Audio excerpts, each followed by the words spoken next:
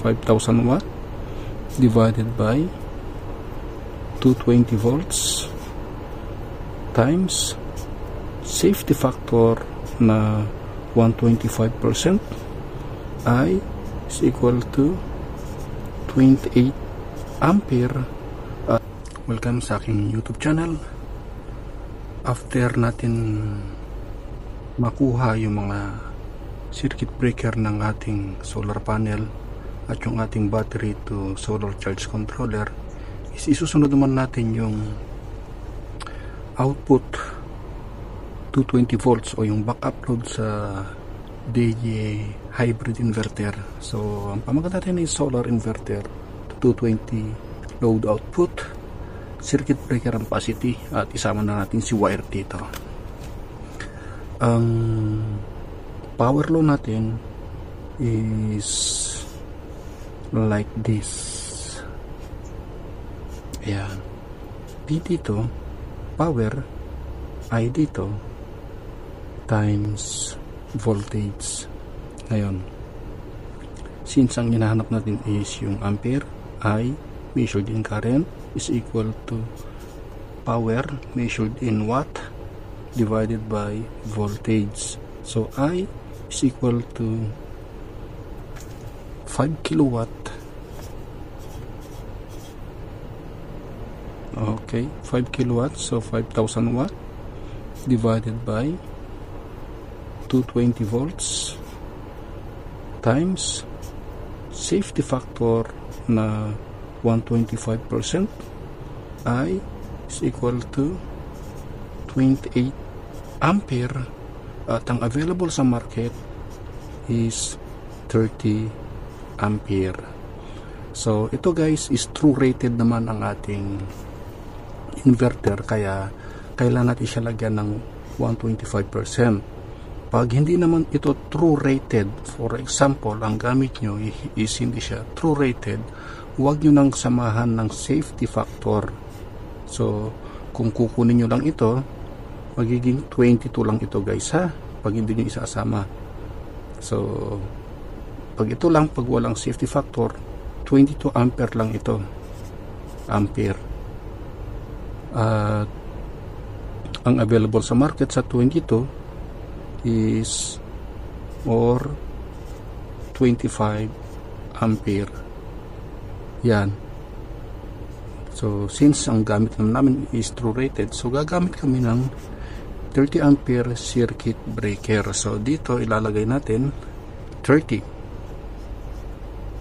Ayan, so nasagutan na natin. Ito naman itong guys is para sa ano to, genset. Yan. So ito ang ginanda kapag naka hybrid, on-grid, off-grid ka, wala kang battery, mag-on-grid ka lang, gagana ang setup mo. Gusto mong gamitin na lahat ng function nya, mag-on-grid, off-grid ka. At wag na wag kakalimutan guys na lagyan ng 125% ang ating load, dahil ito ay pumapatak na continuous load. Pumapatak na continuous load to mga lodi. Dahil pumapatak na continuous load ito. Kasi tignan nyo, during daytime mag-harvest tayo. Yung DC ko convert niya sa AC, at dito lalabas yung sa ating backup load.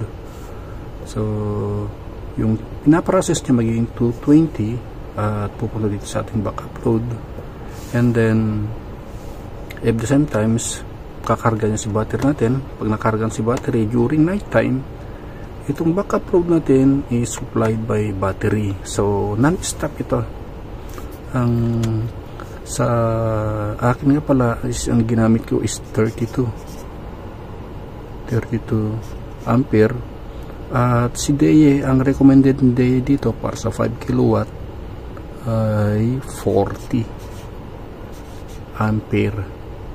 So napakataas. Para sa akin questionable ito, ang taas nito mga idol. Yan, para kay DE. Nasa manual ito, recommended niya is 40 para sa 5 kilowatt. Ang conductor nito mga idol, itong wire na ito, ang gagamitin natin wire mula dyan hanggang dito is 30 ampere. Kunin natin yung 30 ampere times 125% or 125 is equal to 37.5 ampere. So maghahanap kayo ng same ampacity na wire para sa ating 30 ampere na circuit breaker.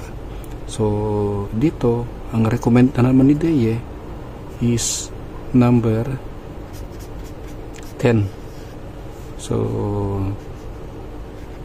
dito wala naman tayong problema kung gagamit tayo ng number 10.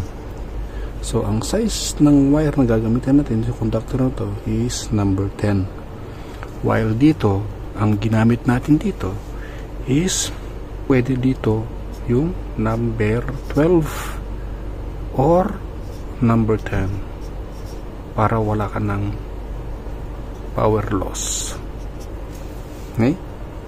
So dito ang ginamit natin, ito pwede tayo sa 25 mm squared, pero mas maganda kung gagamitin nyo ng 35 mm squared. Okay? Para sa future upgrade nyo ng battery. Okay? So mas maganda itong gamitin nyo.